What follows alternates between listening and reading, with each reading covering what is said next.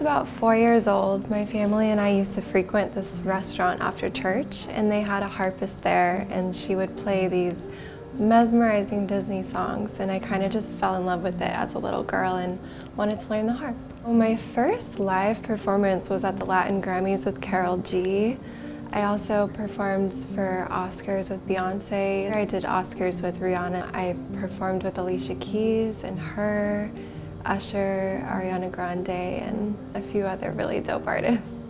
One big takeaway from my performance at the Oscars with Beyoncé was she really does work as hard as everyone says she does, and her rehearsal discipline is top tier, and I definitely was inspired and learned a lot just watching that.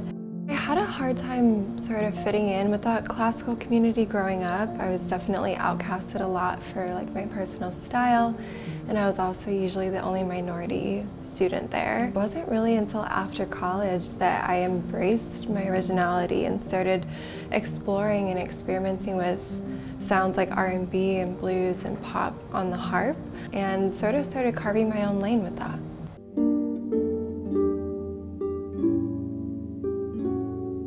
Something that I'm trying to reform is the idea that the harp needs to be tucked away in the back of an orchestra and that it can't be the centerpiece of a musical composition.